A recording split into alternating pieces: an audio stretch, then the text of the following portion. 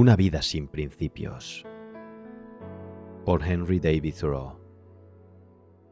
Narrado y producido por Axel Audiolibros. No hace mucho, experimenté en un ateneo la sensación de que el conferenciante había elegido un tema que le era absolutamente desconocido y por tanto no conseguía interesarme tanto como hubiera sido de esperar. Hablaba de cosas de las que no estaba convencido y sus argumentos eran débiles y simples. Además, no había un pensamiento central o centralizador a lo largo de la conferencia.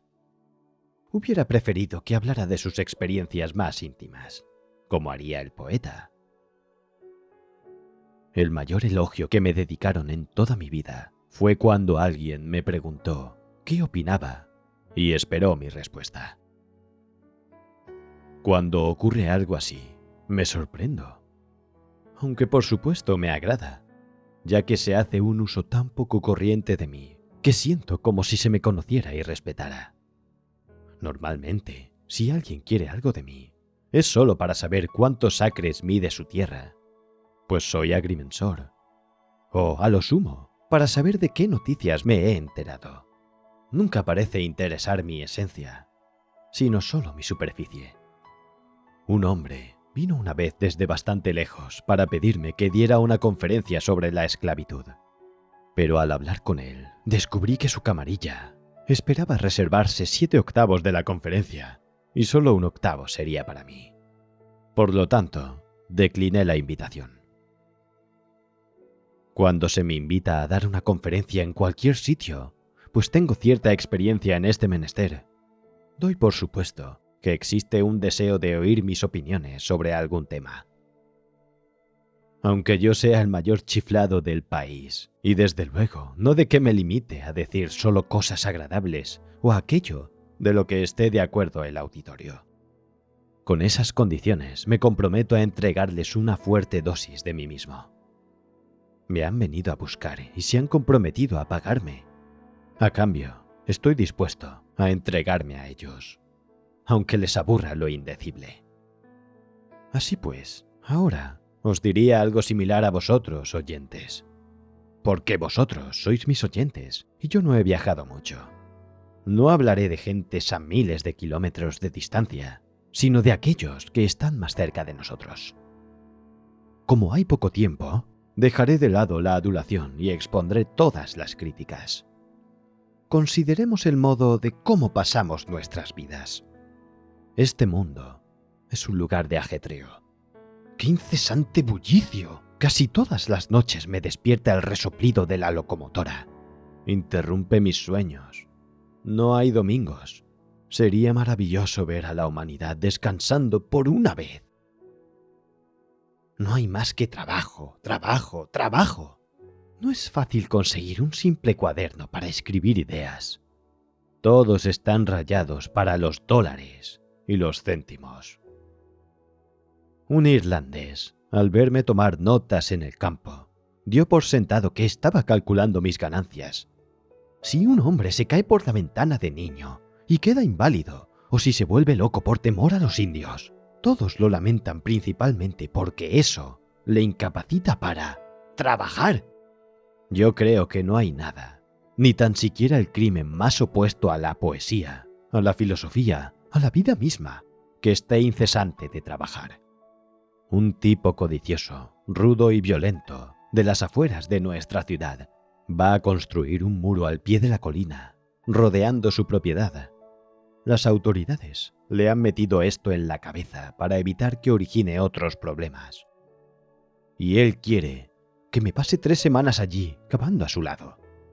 Al final, él quizás acaparará más dinero y se lo dejará a sus herederos para que éstos lo despilfarren.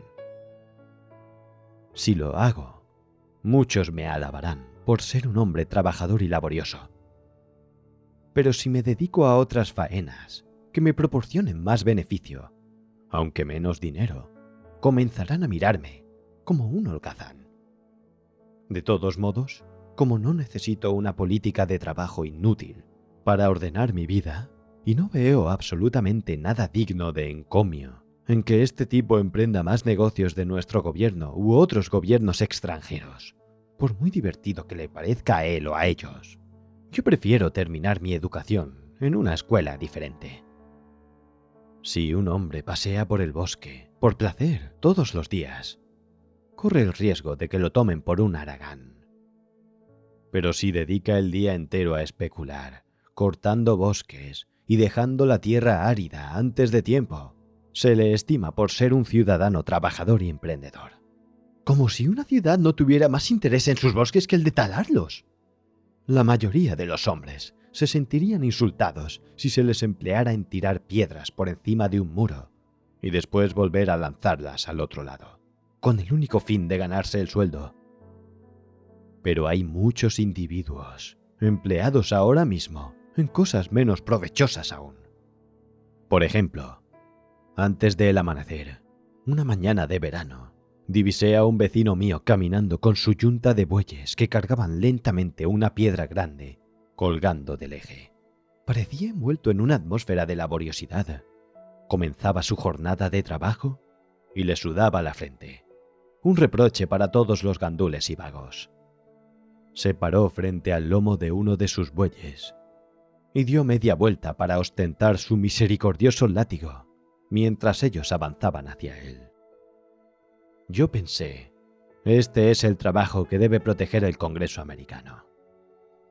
El esfuerzo honrado y viril, honrado como el discurrir diario del sol sobre nosotros que hace que tengamos pan fresco cada mañana y que la sociedad cultive la cordialidad, algo que todo el mundo respeta y venera. Era un ser humano llevando a cabo una faena necesaria, aunque penosa. Ciertamente, sentí un leve reproche porque me limitaba a observar desde la ventana y no estaba afuera realizando un trabajo semejante. Pasó ese día y por la noche crucé el patio de otro vecino que tiene muchos criados y despilfarra el dinero, el tiempo, que no hace nada de provecho. Y allí reconocí la piedra de por la mañana junto a una estructura extravagante, pretendiendo adornar el patio de Lord Timothy Dexter, e inmediatamente se desvaneció a mis ojos la dignidad del trabajo del carretero. A mi parecer, el sol luce cada día para alumbrar labores más provechosas que esta. Debo añadir que poco después, el tal Dr. Dexter se fugó dejando deudas por toda la ciudad y tras pasar por los tribunales, se habrá establecido sin duda en cualquier otra parte para convertirse de nuevo en un mecenas de las artes. Los caminos por los que se consigue dinero, casi sin excepción, nos empequeñecen. Haber hecho algo por lo que tan solo se percibe dinero es haber sido un auténtico holgazán, o peor aún. Si un obrero no gana más sueldo que el que le paga su patrón, le está engañando, se engaña a sí mismo. Si ganaras dinero como escritor o conferenciante, sería que eres popular, lo cual implica un descenso perpendicular. Esos servicios, por los que la comunidad está más dispuesta a retribuir, son los más desagradables de cumplir. Se te paga para que seas menos que un hombre. Normalmente, el Estado no recompensa a un genio con más benignidad. Incluso el poeta, laureando, preferiría no tener que ensalzar los incidentes de la realeza. Se le tiene que sobornar con un tonel de vino, y tal vez sea parte de su mula a otro poeta que beba de ese mismo tonel. Respecto a mis propios negocios, resulta que el tipo de trabajo de agrimesura que yo podía hacer con la mayor satisfacción no satisface a los que me contratan. Ellos preferirían que hiciera un trabajo burdo y no demasiado bien, no lo suficientemente bien. Cuando hago notar que hay distintos modos de medir, mi patrón generalmente me pregunta cuál le proporciona más metros, no cuál es más exacto. Una vez inventé una regla para cubicar la madera cortada en trozos de metro y traté de introducirla en Boston. Pero el agrimensor de allí me dijo que los que vendían no deseaban que se midiera su madera con exactitud, que él era ya demasiado justo para ellos y por tanto siempre medían su madera en el Charlestown antes de cruzar el puente. El propósito del obrero debiera ser no el gastarse la vida o conseguir un buen trabajo, sino realizar bien un determinado trabajo, y hasta en un sentido pecuniario sería económico para una ciudad pagar a sus obreros tan bien que no se sintieran que estaban trabajando por el mínimo para seguir viviendo sin más, sino que trabajaban para fines científicos o morales. No contrates a un hombre que te hace el trabajo por dinero, sino a aquel que lo hace porque le gusta. Es significativo que existan pocos hombres tan bien empleados, que trabajen tan de acuerdo con sus intereses, que un poco de dinero o fama no les arranque de su tarea habitual. Veo muchos anuncios para jóvenes activos, como si la actividad fuera la virtud fundamental de un joven. Sin embargo, me sorprendí cuando alguien me propuso en confianza, un hombre adulto, que me embarcara en una de sus empresas, como si yo no tuviera nada que hacer, o mi vida hubiese sido un completo desastre hasta ese momento. ¡Qué dudoso cumplido me dedicó! Como si me hubiera encontrado en medio del océano luchando contra el viento, y sin tener a dónde dirigirme y me propusiera que le siguiera. Si lo hiciera, ¿qué creéis que dirían los hombres de las compañías de seguros? No estoy sin empleo, y a estas alturas del viaje. A decir verdad, vi un anuncio para marineros con experiencia cuando era niño, paseando por mi pueblo natal, y en cuanto tuve la edad, me embarqué. La comunidad carece del soborno capaz de tener al hombre sabio. Podéis juntar dinero suficiente para perforar una montaña, pero no podréis juntar dinero suficiente para contratar al hombre que está ocupándose de sus asuntos. Un hombre eficiente y valioso hace lo que sabe hacer, tanto si la comunidad le paga por ello como si no le paga. Los ineficaces ofrecen su ineficacia al mejor postor y están siempre esperando que les des un puesto. Como podemos imaginar, raramente se ven contrariados. Tal vez esté siendo más celoso que nunca de mi libertad. Siento que mi conexión y mi obligación para con la sociedad son aún débiles y transitorios. Estos leves trabajos que me reportan el sustento y por los cuales se me permite que sea útil, de algún modo, a mis contemporáneos, me son tan agradables que casi nunca recuerdo que son una necesidad. Hasta ahora voy teniendo éxito, pero preveo que sin mis necesidades aumenta mucho el trabajo requerido para satisfacerlas y se convertirá en una labor penosa. Si tuviera que vender mis mañanas y mis tardes a la sociedad como hace la mayoría, estoy seguro de que no me quedaría nada por lo que vivir. Confío en que jamás venderé mi primogenitura por el plato de lentejas.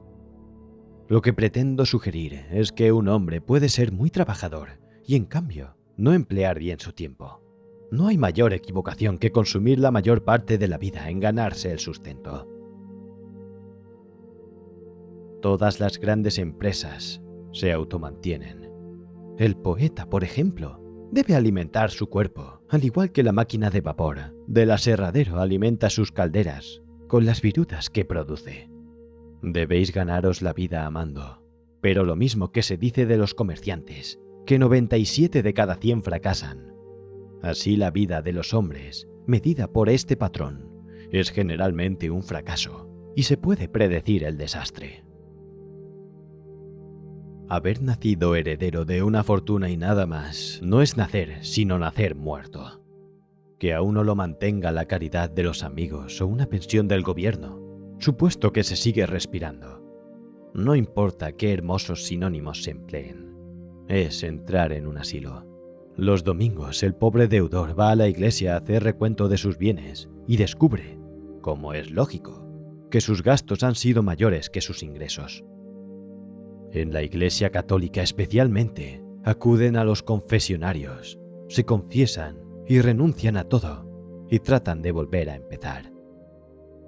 De este modo, los hombres se acostarán hablando alegremente del pecado y nunca harán un esfuerzo por levantarse. Respecto a la ambición de los hombres en la vida, hay una diferencia importante entre dos tipos. Unos están satisfechos con el éxito mínimo, con que sus modestas metas se alcancen de lleno, pero otros, por muy ínfima y desgraciada que sea su vida, elevan constantemente sus objetivos sobre el horizonte, aunque muy despacio. Preferiría, con mucho, ser el segundo de los dos. Aunque, como dicen los orientales, la grandeza no se acerca al que siempre mira al suelo, y todos los que miran a lo alto se están empobreciendo. Es sorprendente que haya tan poco o casi nada escrito, que yo recuerde, sobre el tema de ganarse la vida. Cómo hacer del ganarse la vida no solo algo valioso y honorable, sino también algo apetecible y glorioso. Porque si ganarse la vida no es de ese modo, esto no sería vivir. Cualquiera pensaría, revisando la literatura, que esta cuestión jamás turbó los pensamientos de un solo individuo.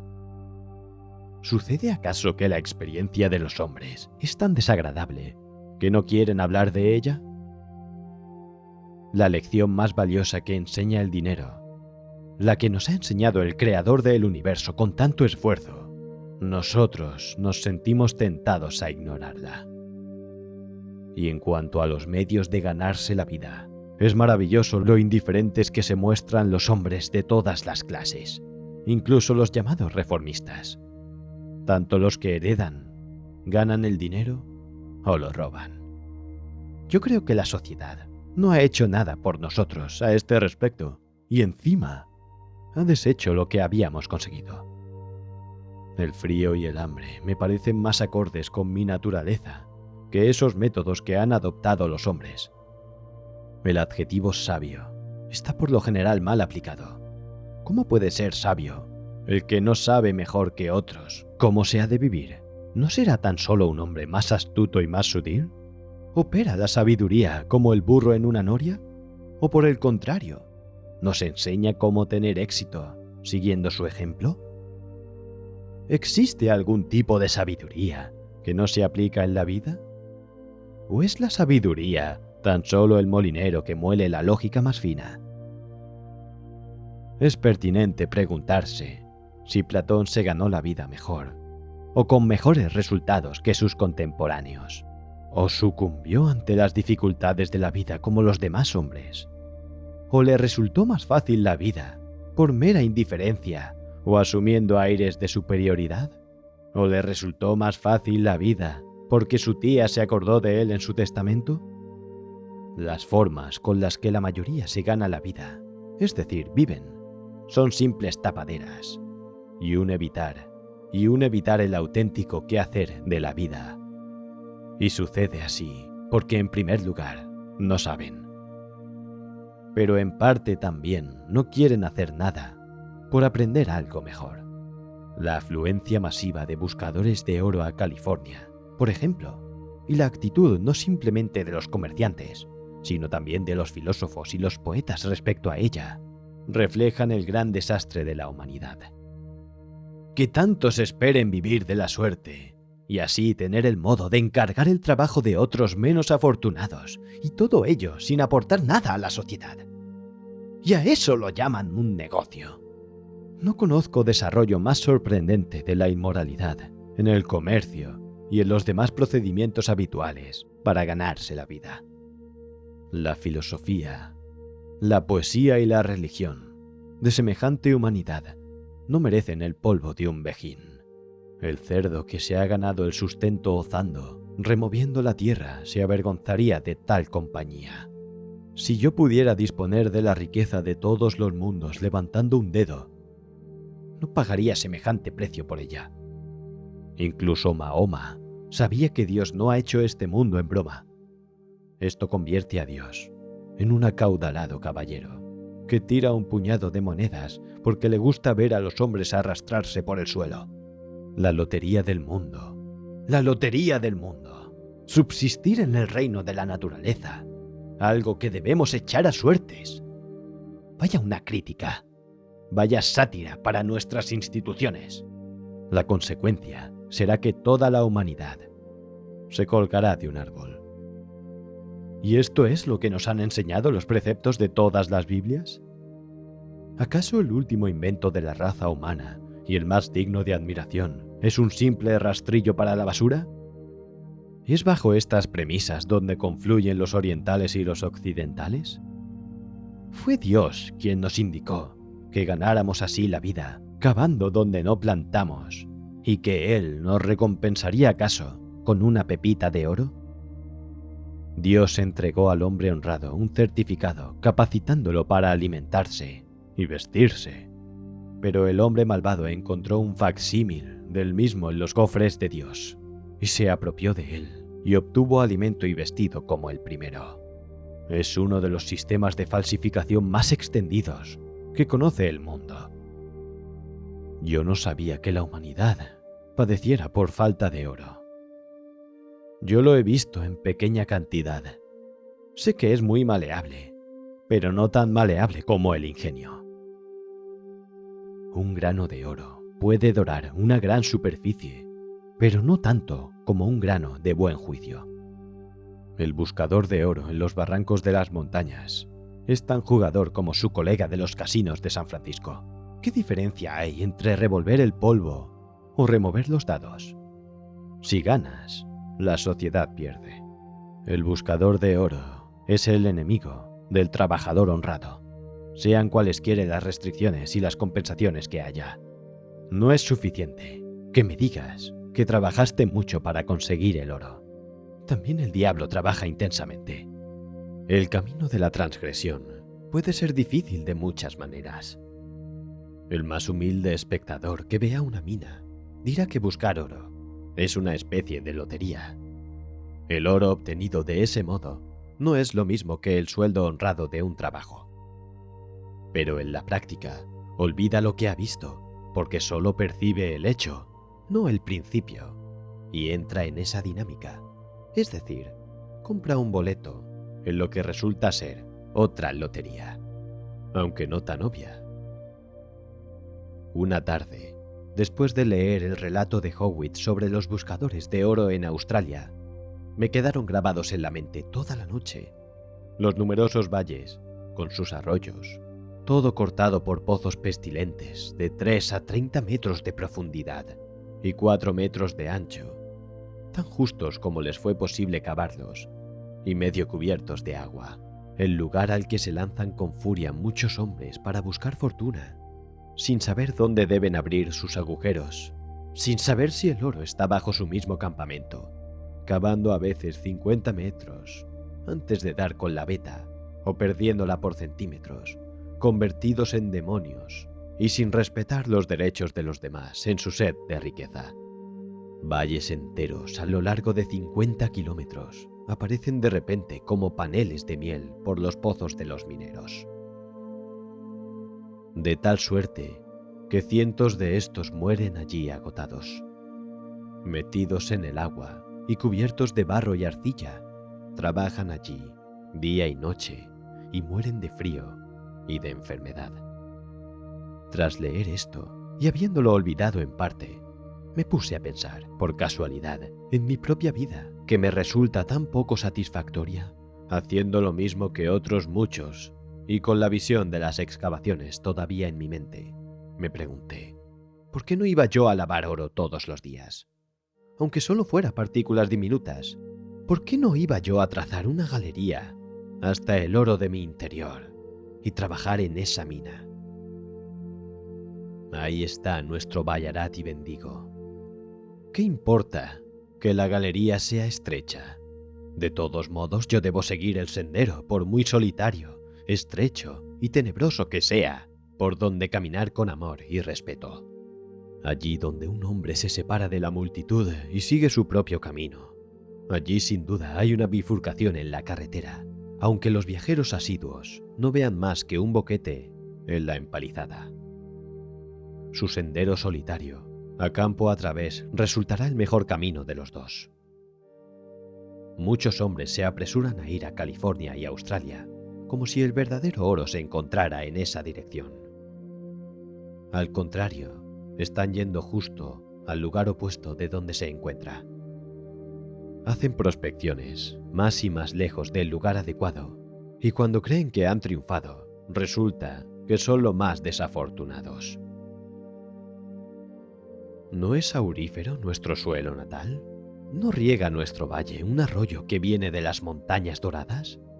¿No nos ha traído partículas resplandecientes y no ha formado pepitas desde antes incluso de las eras geológicas? Sí, por extraño que parezca, si un buscador se desvía buscando ese auténtico oro, el oro interior de las inexploradas soledades que nos rodean, no hay peligro de que alguno siga sus pisadas y se empeñe en suplantarlo. Puede incluso reclamar y excavar el valle entero, las parcelas cultivadas y sin cultivar, durante toda su vida, porque nadie le discutirá su derecho. No se meterán con sus artesas o sus herramientas. No se le confina en una propiedad de 12 pies cuadrados, como en Ballarat, sino que pueden cavar en cualquier sitio y lavar toda la tierra del mundo en sus gamellas. Howitt dice lo siguiente del hombre que encontró una gran pepita de 12 kilogramos en las excavaciones de Bendigo, en Australia. Pronto empezó a beber. Tomó un caballo y cabalgó por los alrededores, casi siempre al galope, y cuando encontraba gente, la llamaba para preguntarle si sabían quién era él, y a continuación le informaba muy agradable de que era él el maldito miserable que había encontrado la pepita. Al final, cabalgando a todo galope, se estrelló contra un árbol. Casi se salta los sesos. De todos modos, yo creo que no hubo ningún peligro en su caída, porque ya se había saltado los sesos contra la pepita. Howitt añade, es un hombre completamente acabado, pero es un ejemplo de esa clase. Todos estos son hombres disipados. Escuchad algunos nombres de lugares que excavan. Llano del imbécil, barranco de la cabeza de carnero, vado del asesino. ¿No hay sátira en estos nombres? Dejadlos que arrastren su mal ganada riqueza a donde quieran. Yo creo que el lugar en que vivan siempre será el llano del imbécil, si no el vado del asesino. La última fuente de nuestra energía ha sido el saqueo de sepulturas en el istmo de Darien, una empresa que parece estar en sus comienzos porque, según sus referencias recientes, ha ganado la segunda votación en la Comisión de Nueva Granada en derecho para regular este tipo de minas, y un corresponsal del Tribune ha escrito: en la estación seca, cuando el tiempo permita que la zona sea debidamente inspeccionada, no cabe duda de que se encontrarán otras ricas huacas, es decir, cementerios. A los emigrantes les dice: no vengáis antes de diciembre. Tomad la ruta del Istmo, mejor que la de la Boca del Toro. No traigáis equipaje inútil. No carguéis con una tienda. Un buen par de mantas será suficiente. Un pico, una pala y un hacha de buena calidad será todo lo que necesitéis.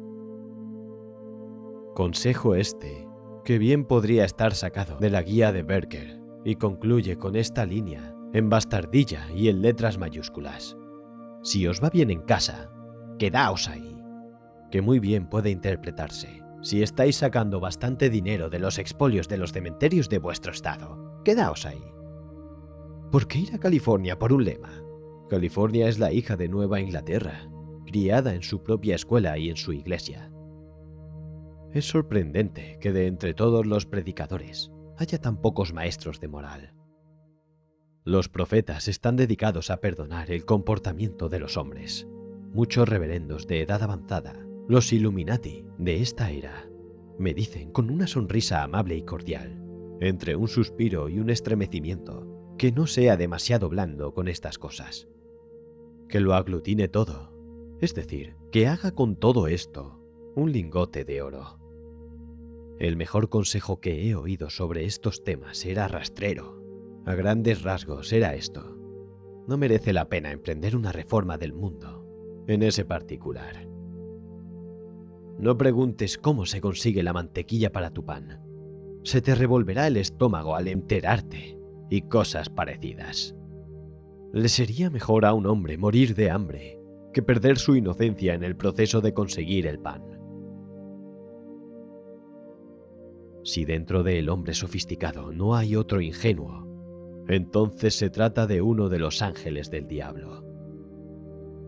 Al hacernos viejos, vivimos con menos rigidez. Nos relajamos un poco de la disciplina y de algún modo dejamos de obedecer nuestros instintos más puros. Pero deberíamos ser escrupulosos hasta el extremo de la cordura, despreciando la mofa de aquellos que son más desafortunados que nosotros. Incluso en nuestra ciencia y filosofía, no existe por lo general una sola verdad objetiva de las cosas. El espíritu de secta y la intolerancia han puesto sus pezuñas en medio de las estrellas. Solo tenéis que discutir el problema de si las estrellas están deshabitadas o no, para descubrirlo, sí.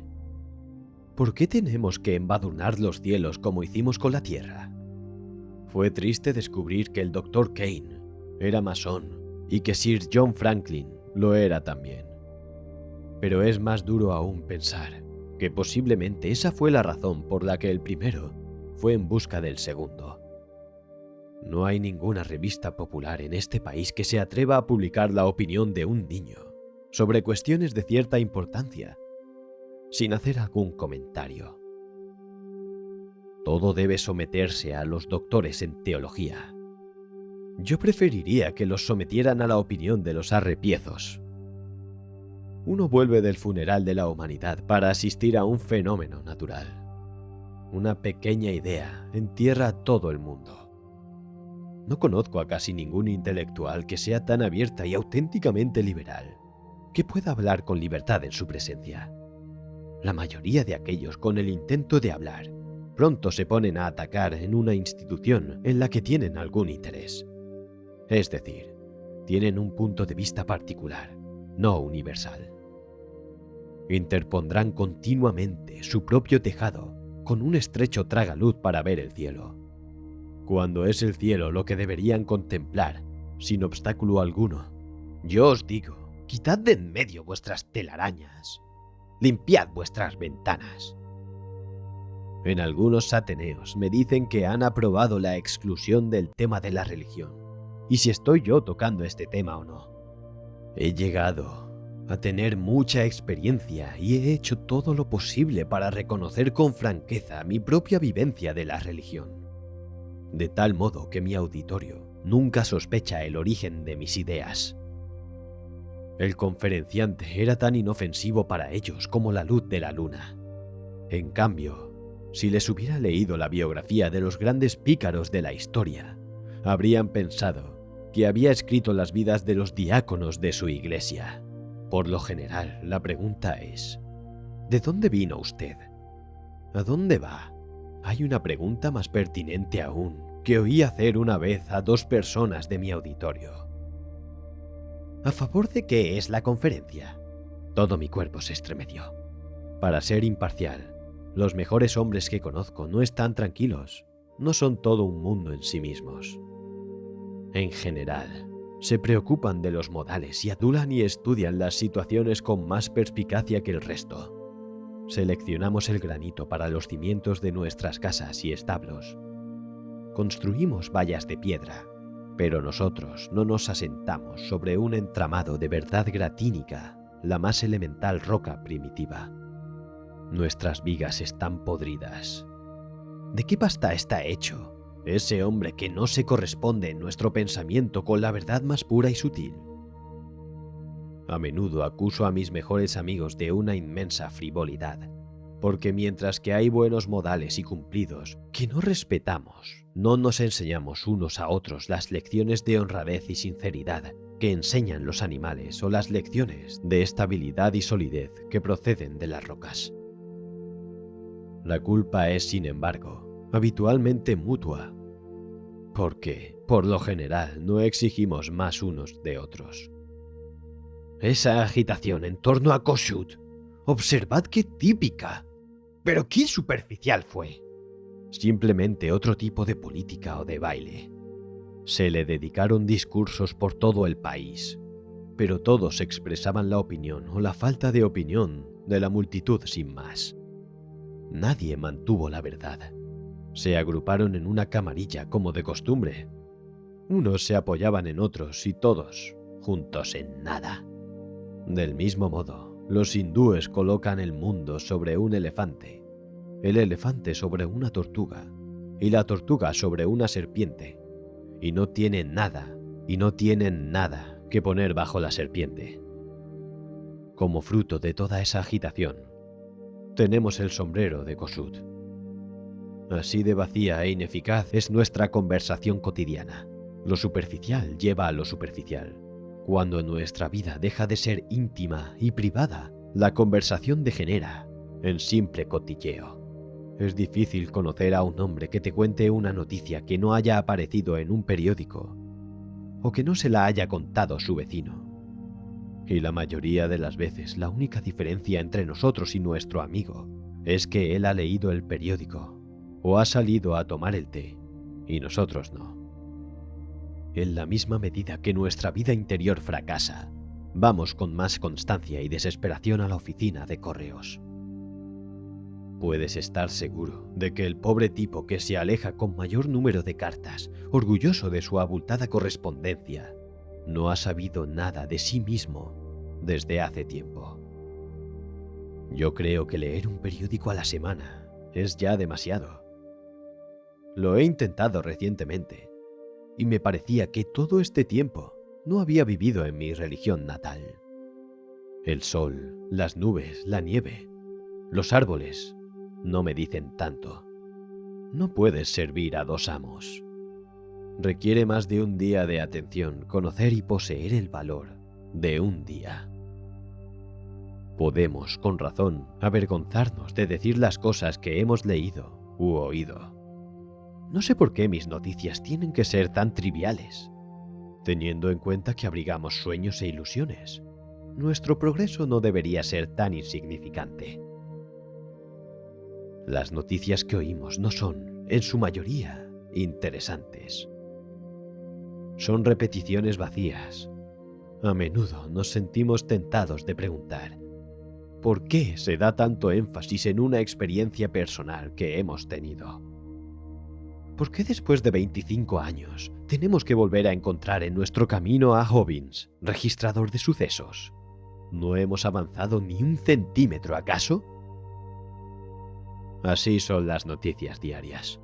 Los acontecimientos flotan en la atmósfera insignificantes, como las esporas de los helechos, y caen sobre un talo abandonado o sobre superficies de nuestros montes, que les proporcionan una base en la que crecer como parásitos.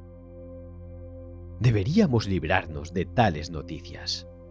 ¿De qué serviría, en el caso de que explotara nuestro planeta, que hubiera un personaje involucrado en la explosión?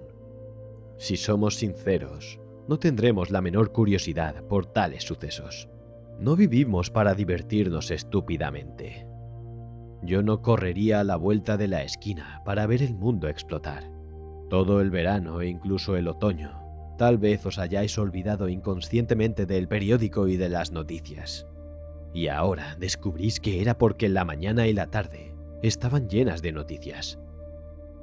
Vuestros paseos estaban llenos de incidentes. Os interesaban no los asuntos de Europa, sino los asuntos de los campos de Massachusetts. Si tenéis la suerte de existir, de vivir y moveros dentro de ese estrecho ámbito en el que se filtraban los acontecimientos que contribuyen a las noticias, un ámbito más estrecho que la fibra de papel en que se imprimen, entonces estas cosas llenarán vuestro mundo. Pero si os eleváis por encima de ese plano, o os sumergís muy por debajo de él, ya no las recordaréis más, ni ellas a vosotros. La realidad es que va a salir el sol cada día y verlo ponerse, participar de ese modo en el curso del universo, os conservará sanos para siempre. Naciones. ¿Qué son las naciones? Tártaros, huno y chinos pululan como insectos. El historiador lucha en vano por hacerlos memorables. Hay muchos hombres, pero ni uno solo que lo sea auténticamente. Son los individuos los que pueblan el mundo. Cualquier hombre que piense puede decir con el espíritu de Loda: desde la altura miro a las naciones y observo cómo se convierten en cenizas. Mi vivienda en las nubes es tranquila. Son placenteros los grandes campos de mi descanso.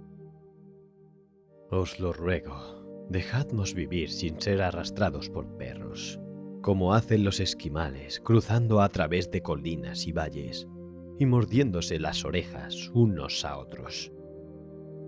No sin un leve temblor de miedo, a menudo me doy cuenta de la facilidad con la que mi mente admite los detalles de cualquier asunto trivial, las noticias de la calle, y me asusta observar con qué facilidad la gente abarrota sus mentes con tales basuras y deja que rumores e incidentes ociosos e insignificantes se introduzcan en un terreno que debiera ser sagrado para el pensamiento. ¿Debe ser mi mente un escenario público donde se discutan los asuntos de la calle y los cotilleos de la sobremesa? ¿O debería ser una estancia del cielo mismo, un templo prieto consagrado a servir a los dioses? Me resulta tan difícil deshacerme de los pocos datos importantes. Solo una mente divina me lo podría aclarar. Así son, en general, las noticias de los periódicos y de las conversaciones. Es importante conservar la castidad de la mente a este respecto. Pensad que aceptarais en vuestra mente los detalles de un solo caso de la sala de lo criminal, profanando su sanctum sanctorum durante 1 hora o muchas más. Hacéis de lo más íntimo, del apartado de vuestra mente, una sala de los tribunales, como si todo este tiempo el polvo de la calle no hubiera cubierto, como si la calle misma, con todo su tráfico, su ajetreo y suciedad, hubieran atravesado el santuario de nuestros pensamientos. ¿No sería ese un suicidio intelectual y moral? Cuando me he visto obligado a sentarme como espectador y oyente en un tribunal de justicia durante varias horas, y he visto a mis vecinos entrando y saliendo a hurtadillas y caminando de puntillas con las manos y el rostro bien lavados, me parecía en ese momento que al quitarse los sombreros, sus orejas crecían rápidamente hasta convertirse en grandes tolvas auditivas, entre las cuales se apretaban sus pequeñas cabezas. Como aspas de molino de viento, captaban las ondas de sonidos que, tras algunas vueltas que les excitaban en sus cerebros dentados, salían por el otro lado. Yo me preguntaba si al llegar a casa prestaban la misma atención a limpiarse las orejas que antes habían prestado en lavarse las manos y los rostros. Me pareció entonces que el público y los testigos, el jurado y el abogado, el juez y el criminal de la sala, si se me permite considerarlo culpable antes del veredicto, eran todos igualmente criminales, y yo hubiera deseado que un rayo los alcanzase y los aniquilara a todos. Evita con todo tipo de trampas y señales, amenazando con el peor castigo divino, que alguien profane ese terreno que para ti es sagrado. Es tan difícil olvidar todo eso que es inútil guardar en la memoria. Si tengo que ser un camino, prefiero serlo por torrentes, por arroyos del Parnaso, que por alcantarillas de ciudad. Existe la inspiración, ese chismorreo que llega al oído de la mente atenta desde los patios celestiales. Existe otra revelación profana y caduca de las tabernas y la comisaría de policía. El mismo oído es capaz de captar ambas comunicaciones. El criterio del que escucha es que debe terminar cuál oír y cuál no. Yo creo que la mente se puede profanar permanentemente con el hábito de escuchar cosas triviales, de modo que todos nuestros pensamientos se teñirán de trivialidad. Nuestro propio intelecto debería ser de asfalto, es decir, debería tener un buen firme para que las ruedas se deslizaran fácilmente. Y si quieres saber cómo darle mejor consistencia a la carretera, mejor que la que se consigue con cantos rodados, con traviesas de abeto o con asfalto, lo que tienes que examinar son algunas de nuestras mentes que se han visto sometidas tanto tiempo a este tratamiento. Si nos hemos profanado nosotros mismos, ¿y quién no? El remedio será la cautela y la devoción para volver a consagrarnos y convertir de nuevo nuestras mentes en santuarios. Deberíamos tratar nuestras mentes, es decir, a nosotros mismos como a niños inocentes e ingenuos, y ser nuestros propios guardianes, y tener cuidado de prestar atención solo a los objetos y los temas que merezcan la pena. No leáis el Times, leed el Eternidades. Los convencionalismos son a la larga tan malos como la mezquindad. Incluso los datos científicos pueden manchar la mente con su aridez, a no ser que os la limpiéis cada mañana, o las fertilicéis con el rocío de la verdad fresca y viva. La sabiduría no llega hasta nosotros por los detalles, sino a través de rayos de luz procedentes del cielo.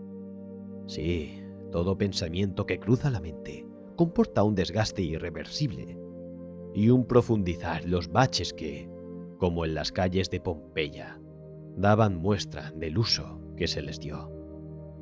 ¿Cuántas cosas hay sobre las que deberíamos deliberar para decidir si las aceptamos o no? Mejor hubiéramos dejado que los carromatos de los vendedores ambulantes avanzaran a un trote muy lento, incluso al paso por ese puente glorioso de la mente, por el que confiamos pasar al final del último instante de nuestra vida, a la orilla más próxima de la eternidad. ¿Tan solo tenemos habilidad para vivir como zafios y para servir al diablo, y nada de cultura ni delicadeza? Para adquirir riquezas mundanas, o fama o libertad, y dar una falsa imagen a los demás, como si fuéramos todo cáscara y concha, sin un corazón tierno y vivo dentro de nosotros? ¿Por qué tienen que ser nuestras instituciones como esas nueces hueras que solo sirven para pincharse los dedos? Se dice que América va a ser el campo de batalla donde se librará la batalla por la libertad. Pero en realidad no puede ser que se refieran a la libertad en un sentido exclusivamente político. Incluso si aceptamos que el americano se ha librado de un tirano político, todavía es esclavo de un tirano económico y moral.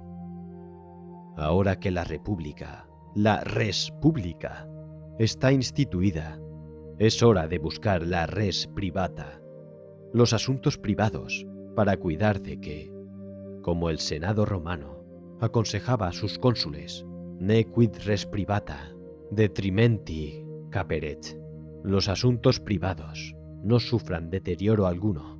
¿Llamamos a esta tierra de los hombres libres? ¿Qué supone ser libre respecto del rey George y seguir siendo esclavo del rey prejuicio? ¿Qué sentido tiene nacer libres y no vivir libres? ¿Cuál es el valor de una libertad política sino el de hacer posible la libertad moral? ¿Alardeamos de la libertad de ser esclavos o de la libertad de ser libres? Somos una nación de políticos y nos preocupamos solo por una defensa superficial de la libertad. Los hijos de nuestros hijos tal vez se sientan un día realmente libres. Nos sometemos a impuestos injustos.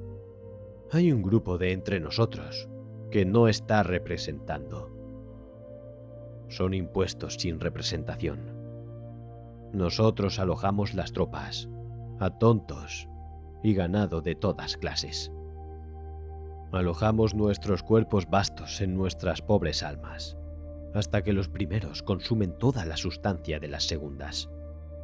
Con respecto a la auténtica cultura y la hombría de bien, somos aún esencialmente provincianos porque no adoramos la verdad, sino el reflejo de la verdad. Porque estamos pervertidos y limitados por una devoción exclusiva al negocio y al comercio de las fábricas y la agricultura, y cosas semejantes, que son solo medios y no fines. De esta manera, es también provinciano el Parlamento inglés. Simples paletos que se traicionan unos a otros cada vez que se les presenta un asunto importante que resolver. El problema irlandés, por ejemplo. ¿Por qué no lo llamé el problema inglés? Sus naturalezas se corrompen en contacto con la propia bajeza de los temas que tratan. Su buena crianza Respeta solo cuestiones secundarias. Los mejores modales del mundo pasan a ser fatuos y torpes al compararlos con una inteligencia superior. Su apariencia no es sino como la de las modas de otros tiempos. Simples cortesías, genuflexiones y calzas hasta la rodilla pasadas de moda. Es el vicio y no los modales exquisitos lo que hace que pierdan la firmeza del carácter. En realidad, no son más que ropas desechadas o conchas huecas clamando por el respeto que se debía al ser que las habitaba. Se os regala la concha en lugar de la carne, y no es excusa que, en el caso de ciertos moluscos, las conchas tengan más valor que la carne. El hombre que impone sus buenos modales actúa como si se empeñara en mostrarme el cuarto de sus colecciones, cuando lo que yo quería era verle a él. No fue este el sentido con el que el poeta Dekker llamó a Cristo el primer auténtico caballero que jamás haya existido. Repito que en este sentido la corte más gloriosa de la cristiandad es provinciana, pues solo tiene la autoridad para decidir sobre intereses transalpinos y no sobre los asuntos de Roma. Un pretor o un procónsul sería suficiente para resolver los problemas que acaparan la atención del Parlamento inglés y del Congreso americano. Gobierno y legislación. A estas las consideraba yo profesiones respetables. Hemos oído hablar en la historia del mundo de Numas, Licurgos y Solones de origen divino, nombres que pueden al menos representar legisladores ideales. Pero pensad lo que supone dictar las normas para producir esclavos o exportar tabaco. ¿Qué tienen que ver los legisladores divinos con la importación o la exportación del tabaco? ¿Y los legisladores humanos con respecto a la producción de esclavos? Suponed que tuvieseis que someter esa cuestión a un hijo de Dios. ¿No tiene él ningún hijo en el siglo XIX? ¿Se trata de una familia extinguida? ¿Con qué condiciones la recuperaríais? ¿Qué dirá el estado de Virginia el último día, cuando éstas han sido sus principales y básicas cosechas? ¿Qué lugar ocupará el patrimonio en semejante estado? Tomo los datos de estas estadísticas que han publicado los propios estados. Un comercio que surca los mares para comprobar nueces y pasas, y que incluso esclaviza a marineros con ese propósito. El otro día vi un barco que había naufragado y en el cual se habían perdido muchas vidas, y su cargamento de ropas, neblinas y almendras amargas. América va al viejo mundo por sus frutos amargos. ¿No es el mar o el naufragio lo bastante amargo como para hacer que la savia de la vida se vierta en ellos? Sin embargo, así es en su mayor parte nuestro ensalzado comercio, y hay algunos que todavía se consideran estadistas y filósofos, y que están tan ciegos que piensan que el progreso y la civilización dependen precisamente de este tipo de intercambio y de tal actividad que más bien parece la actividad de las moscas alrededor de una cuba de melaza. Sería estupendo, alguien ha dicho, que los hombres fueran ostras, y estupendo, le contestaría yo, si fueran mosquitos. El teniente Herdon, enviado por nuestro gobierno a explorar el Amazonas, y según parece a extender el área de esclavitud, advirtió que allí hacía falta una población laboriosa y activa que conozca las comodidades de la vida y que tenga necesidades artificiales que le introduzcan a extraer del país sus múltiples recursos. Pero, ¿cuáles son esas necesidades artificiales a estimular? No son el amor o los lujos como el tabaco y los esclavos, tan abundantes en su Virginia natal, ni el hielo y el granito y otras riquezas materiales de nuestra Nueva Inglaterra natal, ni tampoco son los grandes recursos de un país, la fertilidad o la esterilidad del suelo que los produce. La necesidad básica de todo estado donde he vivido es la elevada y seria ambición de sus habitantes. Esto es lo único que desarrolla los grandes recursos de la naturaleza y que, a la larga, le exige explotarlos por encima de sus posibilidades, porque desde luego el hombre se mueve con el curso natural de las cosas. Cuando preferimos la cultura a las patatas y el entendimiento a las ciruelas, entonces los grandes recursos del mundo se extraen, y el resultado, la producción básica, no son esclavos ni obreros, sino hombres. Esos escasos frutos que llamamos héroes, santos, poetas, filósofos y redentores. En resumen, al igual que se forman los ventisqueros cuando cesa el viento, asimismo, cuando cesa la verdad, surge una institución. Pero la verdad sigue soplando por las alturas, y al final acaba por destruirla. Eso que llaman política es algo tan superficial y poco humano que en la práctica nunca he reconocido que me interesara. Los periódicos, según veo, dedican varias columnas gratuitamente a la política o a los asuntos del gobierno, y esto, diría yo, es lo que los salva. Pero como yo amo la literatura y en cierto modo también la verdad, no leo nunca esas columnas. No quiero embotar hasta este punto mi sentido de la justicia. No tengo que rendir cuentas por haber leído un solo mensaje del presidente. Esta es una época extraña del mundo, en la que los imperios, los reinos y las repúblicas vienen a pedir a la puerta de un hombre corriente y le cuentan sus problemas al oído. No puedo tomar el periódico sin encontrarme con que un desdichado gobierno, acorralado y en sus últimos días, me está pidiendo a mí, el lector, que le vote. Más inoportuno que un mendigo italiano.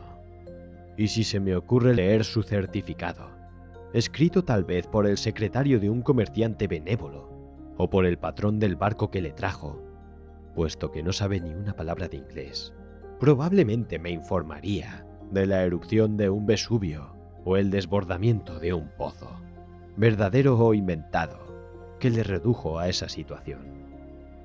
Y en tal caso, no dudo en sugerirle que trabaje o que acuda a un asilo. O si no, ¿por qué no mantiene su vida privada en silencio, como hago yo normalmente? El pobre presidente, entre conservar su popularidad y cumplir con su deber, se encuentra perplejo. Los periódicos son el poder dominante. Cualquier otro gobierno se reduce a unos cuantos infantes de marina, de Fort Independiente. Si un hombre se niega a leer el Daily Times, el gobierno se pondrá de rodillas ante él, porque esta es la única traición en estos tiempos. Las cosas que más acaparan la atención de los hombres, como la política y la rutina diaria, son realmente funciones vitales para la sociedad humana, pero deberían realizarse inconscientemente, como sucede con las correspondientes funciones del cuerpo físico. Son infrahumanas, una especie de vegetación. A veces me despierto en una semiconsciencia y las noto funcionar del mismo modo que alguien puede sentirse consciente de algunos procesos de digestión en un estado mórbido y llegar así a lo que llaman la dispepsia. Es como si un pensador se sometiera a ser digerido por la gran molleja de la creación. La política es, por así decirlo, la molleja de la sociedad. Está lleno de arena y grava, y los dos partidos políticos son sus dos mitades enfrentadas. A veces se dividen en cuatro y entonces se restriegan unas contra otras. No solo los individuos, sino también los estados han confirmado de este modo su dispepsia, lo cual se manifiesta por una inusitada sonoridad que podéis imaginar. Nuestra vida no es únicamente un olvidar, sino también, en gran medida, un recordar aquello de lo que nunca debimos ser conscientes. Al menos, no en nuestras horas de vigilia. ¿Por qué no nos reunimos alguna vez, no como distépticos para contarnos nuestros malos sueños, sino como eupépticos para congratularnos mutuamente por el glorioso amanecer de cada día? No pido nada exorbitante, os lo aseguro.